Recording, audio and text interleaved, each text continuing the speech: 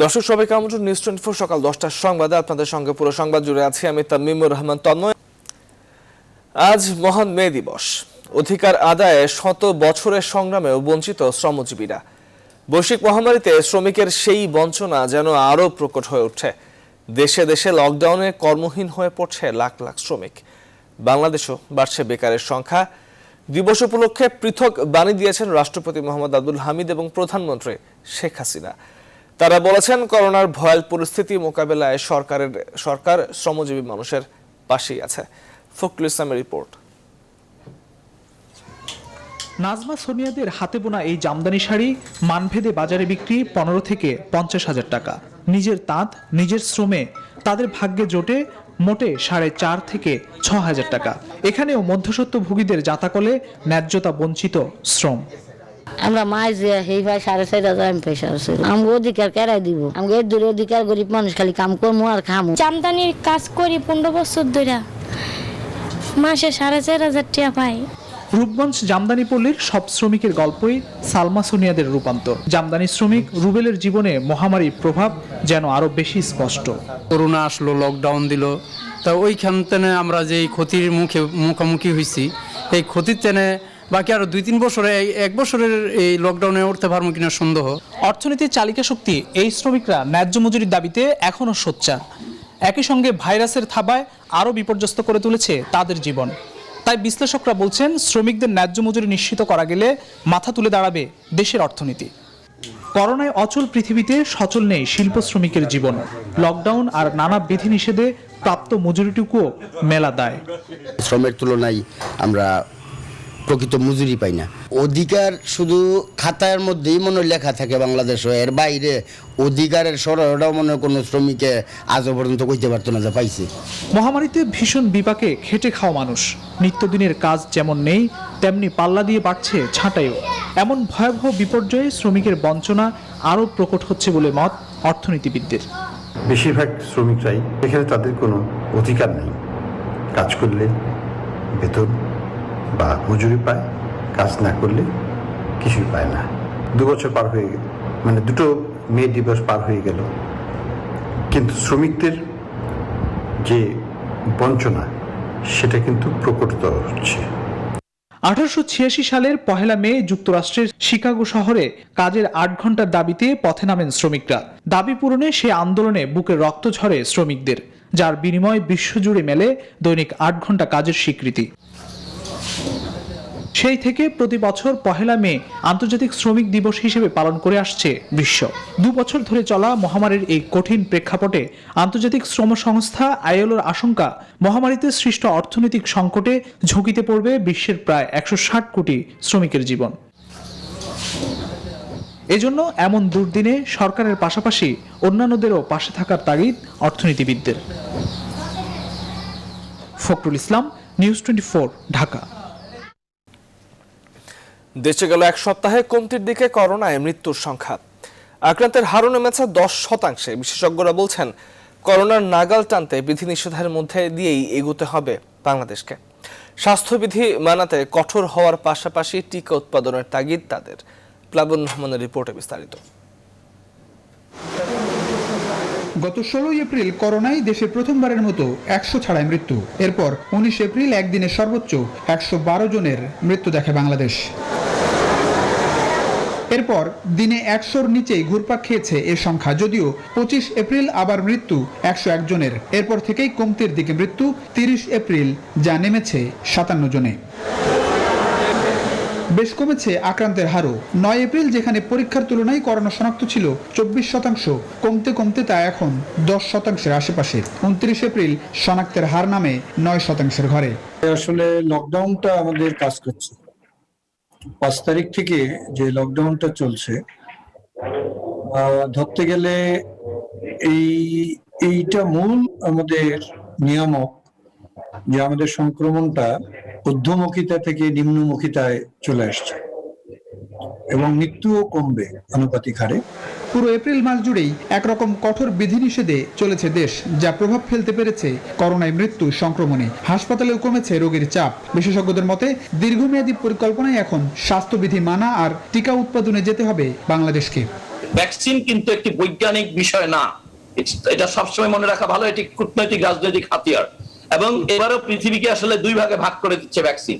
এবং আপনারা নিশ্চিত থাকেন, আমি আজকে অন রেকর্ড বলে যাই, আজ থেকে 2-3 বছর উনি বলেছেন 2-3 বছর পরেও পৃথিবীতে 300 কোটি লোক থাকবে যারা ভ্যাকসিন পাবে না। বাংলাদেশের চ্যালেঞ্জ আছে, কিন্তু বাংলাদেশ অত্যন্ত দ্রুততার সাথে একটা সমাধানের দিকে গেছে। এটা যদি ঠিক মতো কাজ হয় তাহলে আমার মনে হয় খুব একটা অসুবিধা হবে না।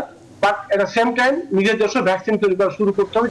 প্রতিবেশী ভারতে এখন প্রতিদিন করোনা শনাক্ত হচ্ছে 3 লাখের উপরে, দিনে মারা যাচ্ছে 3000-এরও বেশি মানুষ। এজন্য এখনই সতর্ক না হলে বাংলাদেশের অবস্থাও প্রতিবেশী দেশটির মতো হতে পারে বলে শঙ্কা বিশেষজ্ঞদের। প্লাবন রহমান, নিউজ 24, ঢাকা। করোনার ভয়াবহ প্রকোপে ক্রমেই যেন মৃত্যুপুরীতে পরিণত হচ্ছে ভারত। প্রতিদিনই রোগী শনাক্তের রেকর্ড গড়ছে দেশটি, লাগাম টানা যাচ্ছে না মৃত্যুতেও। গেল দিনও দেশটিতে 4 লক্ষাধিক মানুষ ভাইরাসটিতে আক্রান্ত হয়েছেন, প্রাণ হারিয়েছেন 3500-এর বেশি। এই পরিস্থিতিতে মোদী সরকারের কাছে সাহায্যের বার্তা পাঠিয়েছে চীন, সহায়তায় প্রস্তুত জাতিসংঘ। তবে আপাতত ভারতীয়দের জন্য যুক্তরাষ্ট্র দরজা বন্ধের কথা জানিয়েছে ওয়াশিংটন। আসপাতুলের desk report. ভারতের বাতাসে এখন শুধু লাশের গন্ধ। হাসপাতালগুলোর সামনে সারি সারি মরদেহ, পাশে স্বজনহারাদের করুণ আর্তনাদ। এই চিত্র চোখে না দেখলে বিশ্বাস করা কঠিন। সবখানে এখন শুধু অক্সিজেনের জন্য করুণ আরতি। তবু মিলছে না প্রাণ রক্ষার জন্য সামান্য অক্সিজেন। তাই তো আরও দীর্ঘ হচ্ছে দৈনিক মৃত্যুর তালিকা। এখানে অনিয়মের আখড়া দেখছি আমি। অক্সিজেন সিলিন্ডার দেবার কথা বলেও ওরা আর দেয়নি। আমার বাবা শেষ পর্যন্ত মৃত্যুর কোলে ঢলে পড়ল।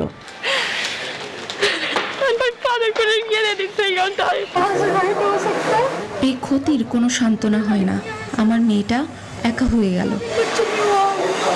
হাসপাতালগুলোতে কোভিড রোগীদের জন্য পর্যাপ্ত শয্যার অভাব, অপ্রতুল ভেন্টিলেশন ব্যবস্থা, অক্সিজেন ঘাটতির এমন চিত্র এখন দিল্লি সহ সব রাজ্যেই।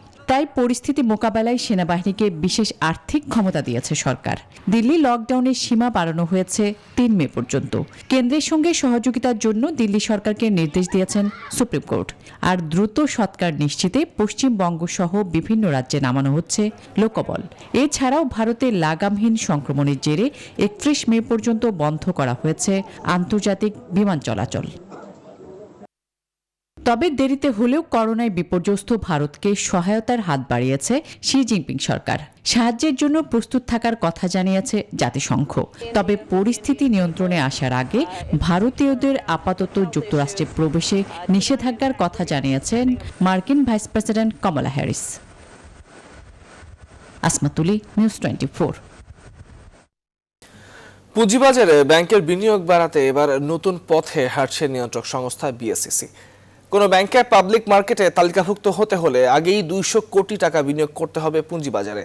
শুধু তাই নয়, ইতিমধ্যে তালিকাভুক্ত ব্যাংকগুলোর বিনিয়োগ বাড়াতেও কাজ করছে নিয়ন্ত্রক সংস্থা। বিশেষজ্ঞরা বলছে এটি বাস্তবায়ন হলে তারল্য সংকট কেটে যাবে পুঁজিবাজারে। সুলতান আহমেদের রিপোর্টে বিস্তারিত। আর্থিক খাতের সাথে সরাসরি সম্পৃক্ত পুঁজিবাজার। শক্তিশালী পুঁজিবাজার গড়ে তুলতে বিশ্বব্যাপী ভূমিকা রাখতে দেখা যায় ব্যাংক খাতকে। তবে 2010 সালের বড় পতনের পর পুঁজিবাজারে বিনিয়োগ করতে অনেকটাই অনাগ্রহী ব্যাংকগুলো। অর্থ মন্ত্রণালয়ে কেন্দ্রীয় ব্যাংকের হস্তক্ষেপের পরও বেঁধে দেয়া 200 কোটি টাকা করে বিনিয়োগ করেনি বেশিরভাগ ব্যাংক। হিসেব বলছে চলতি বছরের ফেব্রুয়ারি পর্যন্ত 25টি ব্যাংকের পুঁজিবাজারে মোট বিনিয়োগ দাঁড়িয়েছে 4000 কোটি টাকার কিছুটা বেশি। আমরা জানি অনেক তফসিলি ব্যাংকে তারল্য আছে এবং এখানে বাংলাদেশ ব্যাংক একটা সুবিধা দিয়েছে। আমি আহ্বান জানাবো ব্যাংকগুলোকে তারা যেন আমাদের এই পুঁজিবাজারে তাদের যে বিনিয়োগ করার কথা সেটা তারা যেন করেন। শুধু তাই নয়, দেশের মোট 61টি তফসিলি ব্যাংকের মধ্যে 31টি এখন পুঁজিবাজারে তালিকাভুক্ত। 12 বছর পর সম্প্রতি পুঁজিবাজারে তালিকাভুক্ত হয়েছে এনআরবিসি ব্যাংক। এরই মধ্যে নতুন প্রজন্মের কয়েকটি ব্যাংকও অপেক্ষা করছে তালিকাভুক্ত হতে। তবে নিয়ন্ত্রক সংস্থা বিএসইসি বলছে তালিকাভুক্ত হওয়ার আগে কেন্দ্রীয় ব্যাংক ঘোষিত 200 কোটি টাকা ন্যূনতম বিনিয়োগ থাকতে হবে পুঁজিবাজারে। বাংলা ব্যাংকের নির্দেশনা এবং এটাকে সংযুক্ত করতে চাই আমরা। তারা এই 200 কোটি টাকা যেন মার্কেটে দিয়ে তারপরে আসে। যারা অলরেডি হয়ে গেছে আজ থেকে 5, 7, 10, 25 বছর আগে, তাদেরকে আমরা মনিটর করছি। বিশেষজ্ঞরা বলছেন ব্যাংকগুলোকে পুঁজিবাজারমুখী করতে এটি ভালো উদ্যোগ। যেটা সিকিউরিটি এক্সচেঞ্জ কমিশন করছে যে মিনিমাম 200 কোটি টাকা ইনভেস্টমেন্ট তাদেরকে অবশ্যই ক্যাপিটাল মার্কেটে থাকতে হবে। এতে যেটা হবে যে ক্যাপিটাল মার্কেটে যে লিকুইডিটি ক্রাঞ্চ যেটা আছে সেই লিকুইডিটি ক্রাঞ্চটা কিন্তু থাকবে না, ইনস্টিটিউশনাল ইনভেস্টমেন্ট কিন্তু অনেক বাড়বে। এদিকে লকডাউনেও ইতিবাচক দেশের পুঁজিবাজার। গেল 1 মাসের ব্যবধানে ডিএসসিতে বাজার মূলধন বেড়েছে প্রায় 12,000 কোটি টাকা। সুলতান আহমেদ, নিউজ 24, ঢাকা। সংবাদের পর্যায়ে নিচ্ছে একটি বিরতি। সংবাদ নিয়ে ফিরছি বিরতির পরে, সঙ্গে থাকুন।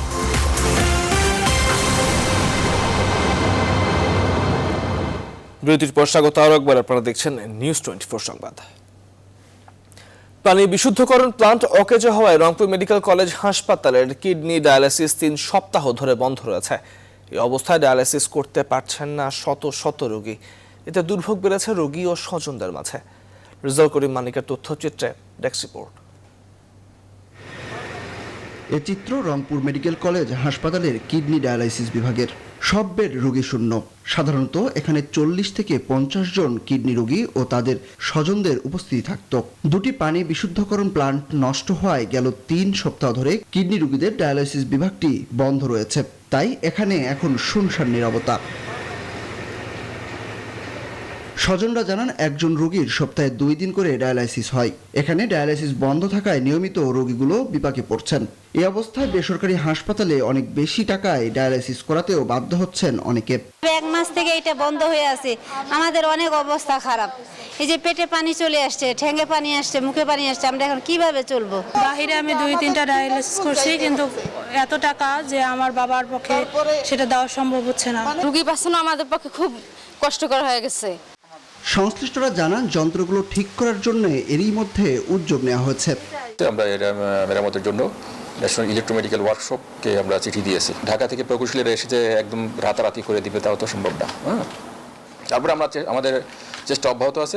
গেল 2010 সালে রংপুর মেডিকেল কলেজ হাসপাতালে কিডনি রোগীদের রোগ নির্ণয়ে ডায়ালাইসিস যন্ত্রগুলি নেফ্রোলজি বিভাগে স্থাপন করা হয়।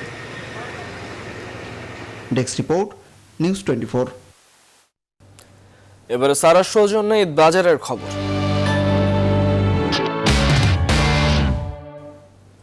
দর্শক, ঈদ বাজারের খবর জানাতে রাজধানীর নতুন বাজার এলাকা থেকে যুক্ত হচ্ছেন সহকর্মী ফাতেমা কাউসার। ফাতেমা, শুভ সকাল। জানতে চাই আপনার কাছে ঈদের কেনাকাটা ঠিক কতটা জমেছে? খুব একটা বেশি বাকি নেই ঈদের, কিন্তু লকডাউনও চলছে, গণপরিবহন বন্ধ রয়েছে, তারপর ঈদের কেনাকাটা ঠিক কতটা জমেছে বলে দেখতে পাচ্ছেন?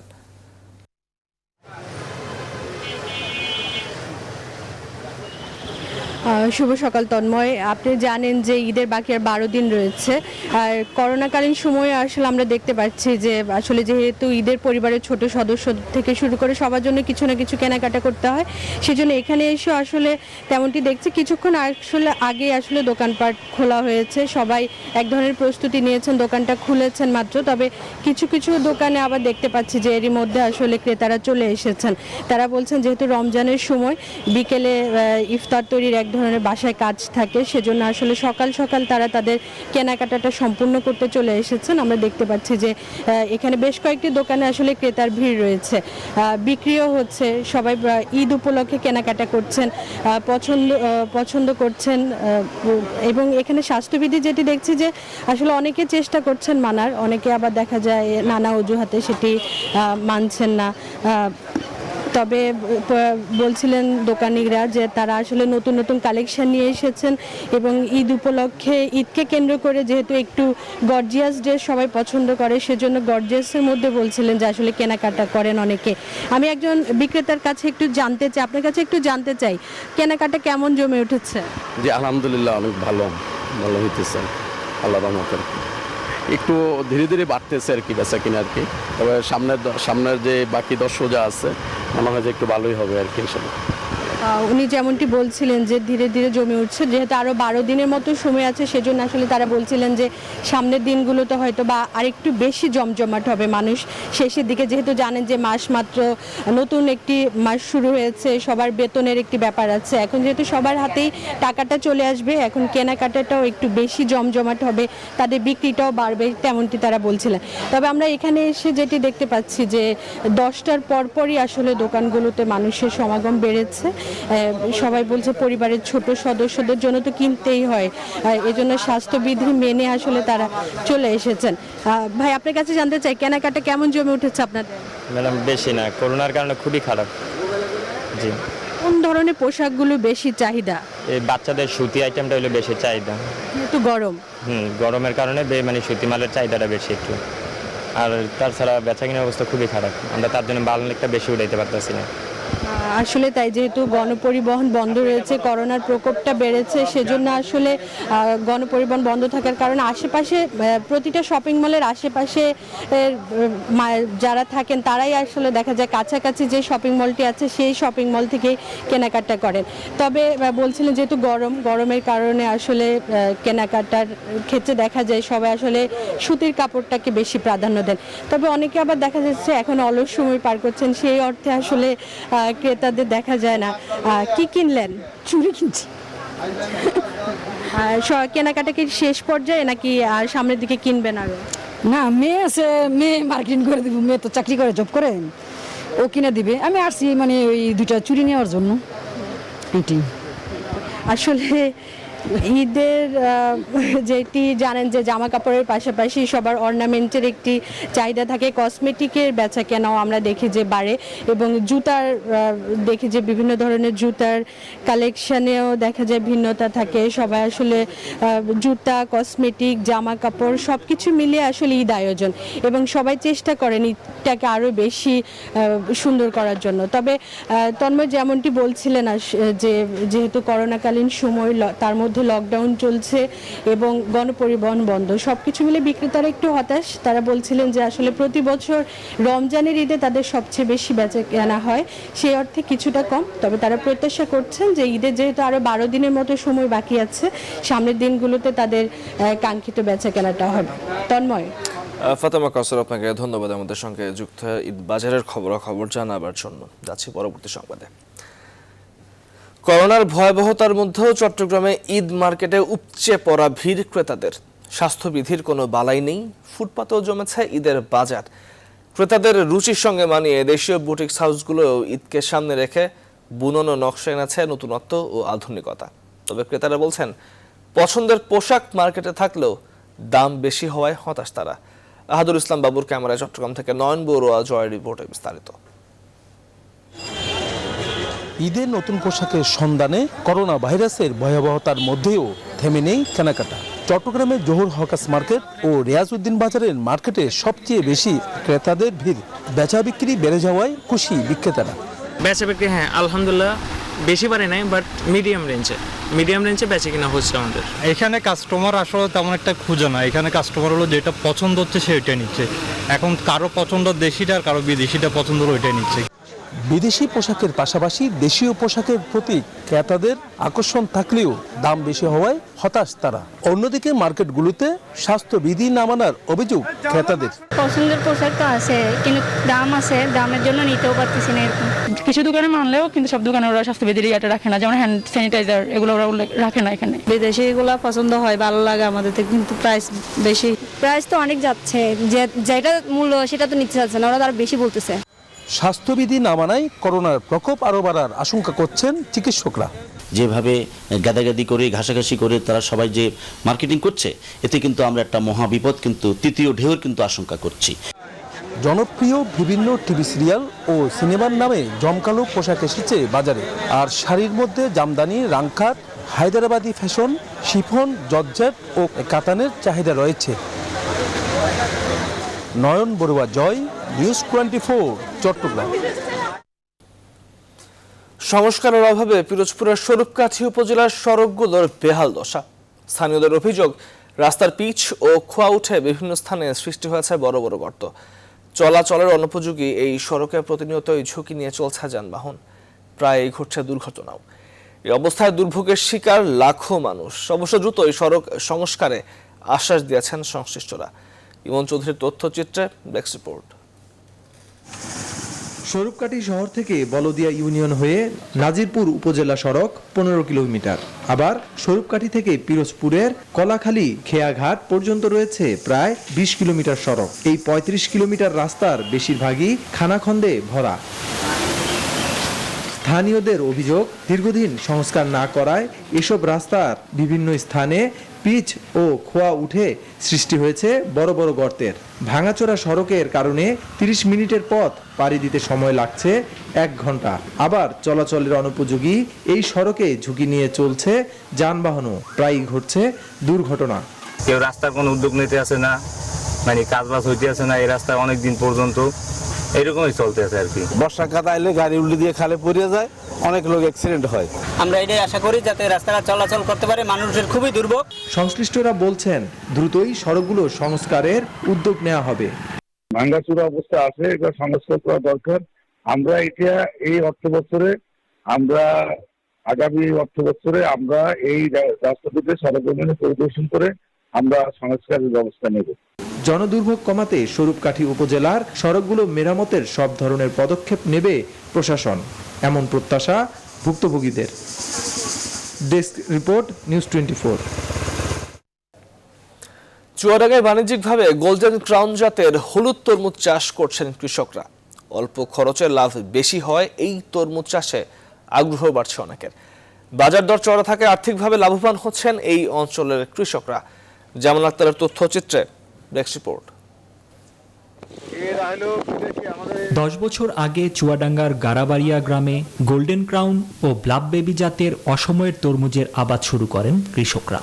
ধীরে ধীরে এ দুটি জাতি ছড়িয়ে পড়েছে এ জেলায়। তবে হলুদ রঙের তরমুজ বেশ সুস্বাদু। বাজারে চাহিদাও ভালো থাকায় এ জাতের তরমুজই বেশি চাষ করছেন কৃষকরা। কৃষকরা জানান, এ তরমুজটি মালচিং পদ্ধতিতে চাষ করা হয়, এতে খরচ বেশ কম হয়। 1 বিঘা জমিতে তরমুজ চাষে খরচ হয় 40 থেকে 45 হাজার টাকা। দাম ভালো থাকলে বিঘা প্রতি 1 লাখ টাকা লাভ করা সম্ভব। চাষ কর্মী লাভজনক হওয়ার কারণে এই মানুষ এই গ্রামের প্রায় 300 ঘরের মধ্যে 250 ঘর এই তরমুজ চাষ এবছর করেছে। ভালো ফলন হয় থেকে 1,20,30 হাজার টাকা কি 1.5 লাখ টাকা বিক্রি হয়। এখানকার তরমুজের মান ভালো হওয়ায় রাজধানী সহ বিভিন্ন স্থানে কিনে নিয়ে যাচ্ছেন ব্যবসায়ীরা। এই তরমুজটা অন্য তরমুজ থেকে খুব সুস্বাদু, খাইতে খুব ভালো এবং আমি অনেকদিন যাবত ক্রয় করি। কৃষি বিভাগ বলছে, চুয়াডাঙ্গা জেলাতে এবছর প্রায় 350 হেক্টর জমিতে তরমুজের আবাদ হয়েছে। এর মধ্যে গোল্ডেন ক্রাউনই বেশি। গোল্ডেন ক্রাউন যেটা হলুদ তরমুজ, এটা খুবই দেখতে আকর্ষণীয়, ভিতরে লাল রং। এটার চাষ আস্তে আস্তে বৃদ্ধি পাচ্ছে এবং এবার দামটা খুব ভালো, রমজানের দামটা খুব ভালো পাচ্ছে।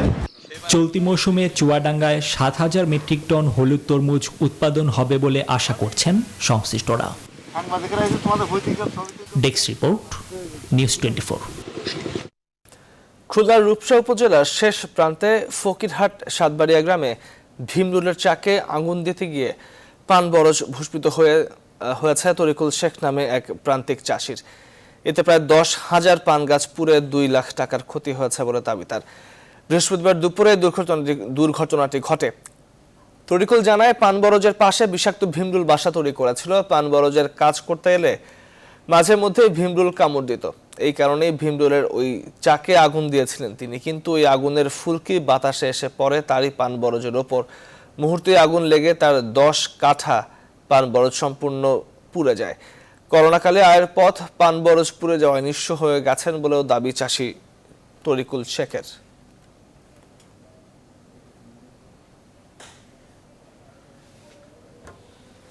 সংবাদের রিপোর্টে নিচ্ছে আরো একটি বিরতি। সঙ্গীত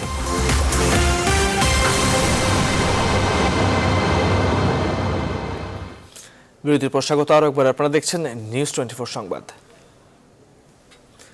মহান মে দিবস উপলক্ষে জাতীয় প্রেস ক্লাবের সামনে সমাবেশ করছে জাতীয়তাবাদী শ্রমিক দল। বিস্তারিত জানাতে সরাসরি যুক্ত আছেন সহকর্মী মারুফা রহমান। মারুফা, জানতে চাই আপনার কাছে, সমাবেশ থেকে কি কোনো দাবি জানানো হচ্ছে কিনা?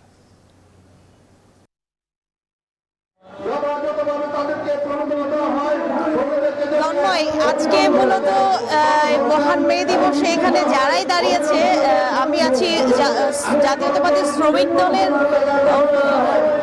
সমাবেশে। এখানে আরো অনেক শ্রমিক সংগঠন তারা সমাবেশ করছেন, মানববন্ধন করছেন। তাদের প্রত্যেকেরই দাবি, বিশেষ করে করোনাকালে যে সমস্ত শ্রমিক তাদের কর্ম হারিয়েছেন, যে সমস্ত শ্রমিকরা ক্ষতিগ্রস্ত হয়েছেন, তাদের রাষ্ট্র যেন তাদের পাশে দাঁড়ায়, সরকার তাদের জন্য বিকল্প ব্যবস্থা করে, কর্মসংস্থানের ব্যবস্থা করে এবং ভর্তুকি দেয়। এই ধরনের দাবিগুলোই কিন্তু তারা করে আসছে। সেই সাথে শ্রমিকদের ন্যূনতম মজুরি বাড়ানো বা বেতন বোনাস, বকেয়া বেতনের পরিশোধের এই জাতীয় দাবিও এখানে রয়েছে। সেই সাথে শ্রমিকদের যে সমস্ত দেনা পাওনা এবং যে সমস্ত অধিকার, সেই বিষয়গুলো নিয়েই কিন্তু এখানে যে সমস্ত সংগঠনরা দাঁড়িয়েছে আজকে জাতীয় প্রেস ক্লাবের সামনে, তারা কথা বলছে।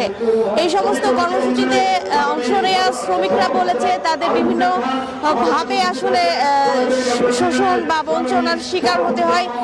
তারা যে সমস্ত জায়গায় কাজ করে সে সমস্ত কর্মক্ষেত্রে মানসিক, শারীরিক এবং আর্থিকভাবে তারা নানাভাবে আসলে শোষণ এবং বঞ্চনার শিকার হন। সেগুলো থেকে আসলে মুক্তির দাবি তারা করে, তৈরি করার দাবি শ্রমিক দলের এখানে যারা রয়েছেন তারা এখানে বলছেন। আপনি দেখতে পাচ্ছেন যে এখানে র্যালিও করে আসছে বিভিন্ন শ্রমিক সংগঠনরা। মূলত সবারই দাবি যে শ্রমিকদের ন্যায্য অধিকার, ন্যায্য পাওনা রাষ্ট্রের দিক থেকে এবং যে সমস্ত প্রতিষ্ঠান রয়েছে, বিভিন্ন শিল্প প্রতিষ্ঠান, তাদের দিক থেকে যেন নিশ্চিত করা হয়। মূলত 1886 সালের 1 মে যেই চেতনায় আসলে শ্রমিকরা রক্ত দিয়েছিল, ত্যাগ স্বীকার করেছিল, সেই চেতনা যেন বাস্তবায়ন হয়, সেই কথাটাই কিন্তু এখানে বলছেন তারা। তন্ময়, মোটামুটি এই ছিল আজকে জাতীয় প্রেস ক্লাবের সামনে থেকে মহান মে দিবসের বিভিন্ন কর্মসূচি থেকে দাবি দেওয়া। মারুফা, আপনাকে ধন্যবাদ আমাদের সঙ্গে যুক্ত হবার জন্য। এবারে ফার্স্ট সিকিউরিটি ইসলামী ব্যাংক অর্থ বাণিজ্যের সংবাদ।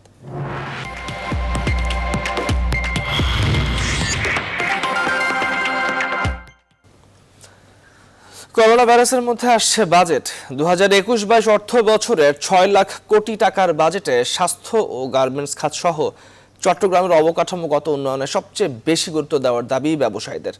এমনকি গার্মেন্টস পণ্য রপ্তানির বিপরীতে ইনসেন্টিভ বাড়ানোর দাবি গার্মেন্টস মালিকদের। অন্যদিকে অর্থনীতিবিদরা বলছেন, শুধু আয়কে গুরুত্ব দিলে ঘাটতি থেকেই যায়, তাই সেদিকেও নজর রাখার আহ্বান অর্থনীতিবিদদের। চট্টগ্রাম থেকে নয়ন বুরা জয়ের রিপোর্টে বিস্তারিত। করোনা ভাইরাসের এই বিপজ্জনক পরিস্থিতিতে জুন মাসেই ঘোষণা হতে যাচ্ছে 2021-22 অর্থ বছরের বাজেট। তবে স্বাস্থ্য ব্যবস্থাপনার পাশাপাশি আলোচনায় এখন নতুন বাজেটে চাওয়া পাওয়ার হিসেব নিকেশ। চট্টগ্রাম চেম্বার সভাপতি বলছেন, করোনার এই মহামারীর মধ্যে সবচেয়ে বেশি গুরুত্ব দিতে হবে স্বাস্থ্য খাতকে। একই সাথে চট্টগ্রামের অবকাঠামোগত উন্নয়নেও থাকতে হবে বিশেষ গুরুত্ব। শিক্ষা খাতকেও দিতে হবে সর্বোচ্চ গুরুত্ব।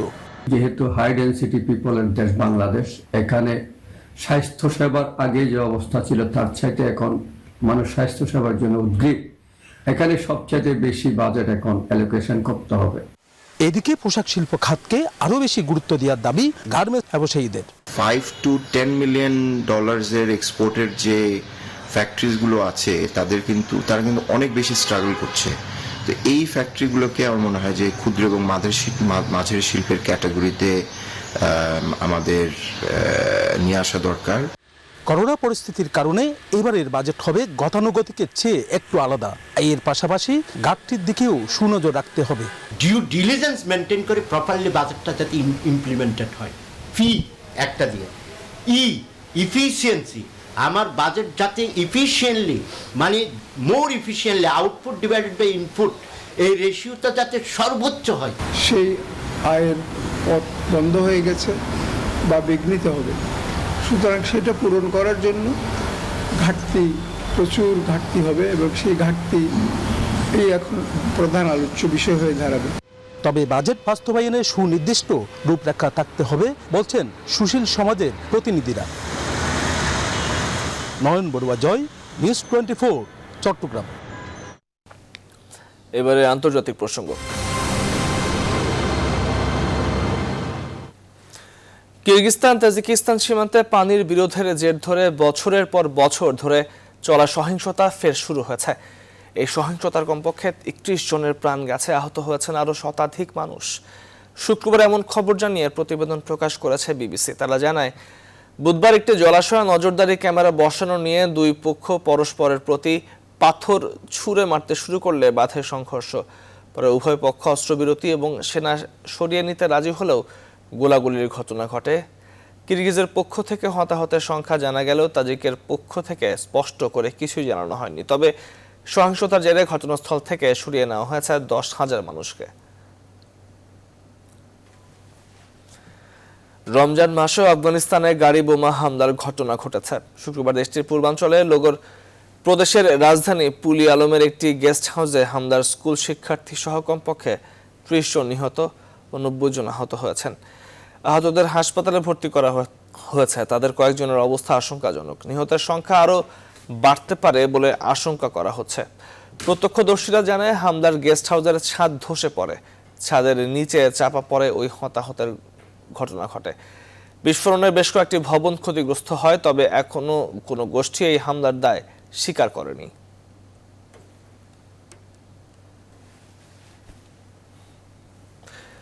সংবাদের পর্যায়ে নিচ্ছে আরো একটি বিরতি, সঙ্গেই থাকুন।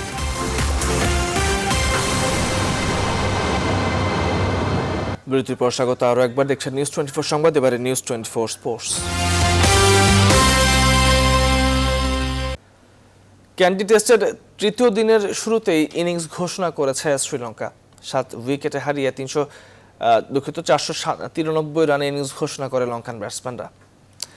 এর আগের দিন 1 উইকেটে 291 রান নিয়ে দ্বিতীয় দিনের খেলা শুরু করেছিল স্বাগতিকরা।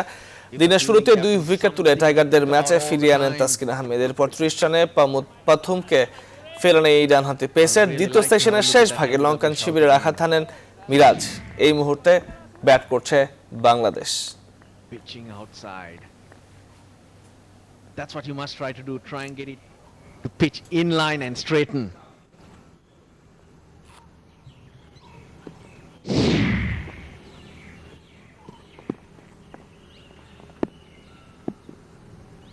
Suranakmal generally bowls wide of the crease. One reason most of the time. Pitches down the leg side. That's easily flipped away to. শুরু হলো পেশাদার লীগ ফুটবলের দ্বিতীয় পর্বের খেলা। আর প্রথম ম্যাচেই উত্তর বারিধারাকে 6-0 গোলের বড় ব্যবধানে বিধ্বস্ত করেছে বসুন্ধরা কিংস। ডিফেন্ডিং চ্যাম্পিয়নদের হয়ে এই ম্যাচে 2টি করে গোল করেছেন রাউল বেসেরা, ফার্নান্দেস ও রবিনহো। এই জয়ে 13 ম্যাচে 37 পয়েন্ট নিয়ে টেবিলের শীর্ষস্থান আরও শক্ত করল অস্কার ব্রুজনের দল। মাহফুজুল ইসলাম জানাচ্ছেন বিস্তারিত। শক্তির বিচারে দু দলের ব্যবধান মাঠের খেলায় হয়েছে স্পষ্ট। চ্যাম্পিয়ন রেসে নিজেদের সবার থেকে উপরে রাখা ডিফেন্ডিং চ্যাম্পিয়ন বসুন্ধরা কিংসের লড়াই রেলিগেশন ফাইটে থাকা উত্তর বারিধারার বিপক্ষে। নতুন কম্বিনেশন দেখতে পাবো সেখানে।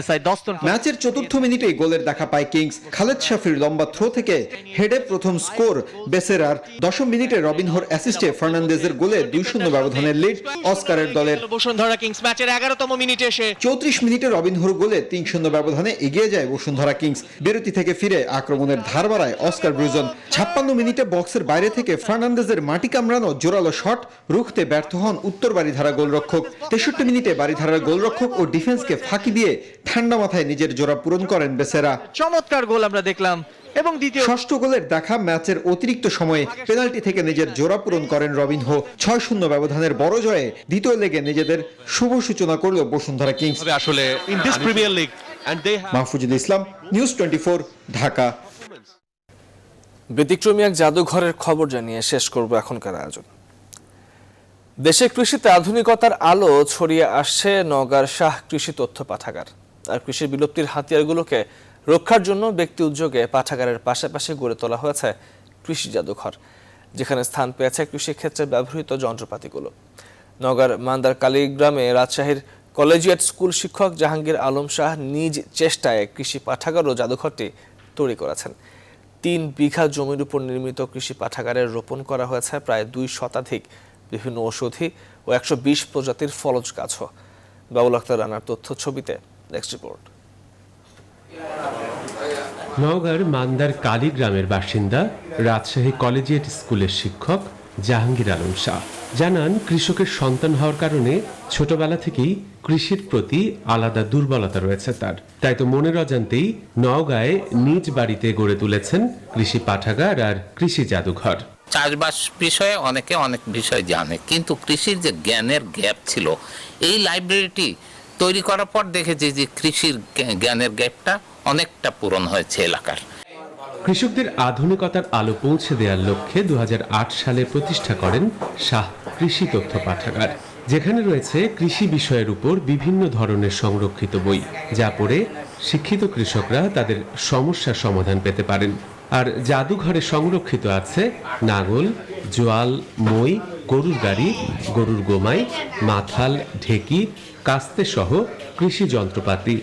পাঠাগারটাতে এসে যেটা দেখতে পেলাম যে বাংলাদেশে আমার জানা মতে এরকম এত তথ্য এবং এখানকার যে কৃষির যে এত উপকরণ, এটা আর কোথাও আছে বলে আমার কাছে মনে হয় না। মাঝে মধ্যে আসি এখানে এই কারণেই যে যেহেতু আমার পেশা কৃষি কাজ করি, এখান থেকে আমি অনেক কিছু অর্জন করেছি।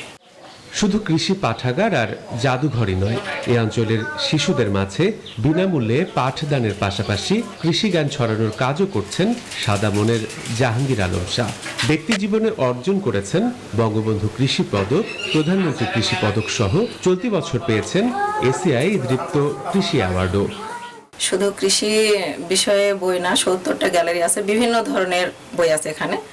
তো বেশিরভাগ লোক এখানে আসে কৃষি বিষয়ে জ্ঞান অর্জনের জন্য। কৃষির বিভিন্ন ধরনের উপকরণ যেগুলো হারিয়ে গেছে সেগুলো এখানে সংরক্ষণ করেছেন, যা এখনকার ছেলে মেয়ে কখনোই দেখে নাই, সেই জিনিসগুলো আমরা দেখতেছি এবং খুব ভালো লাগতেছে।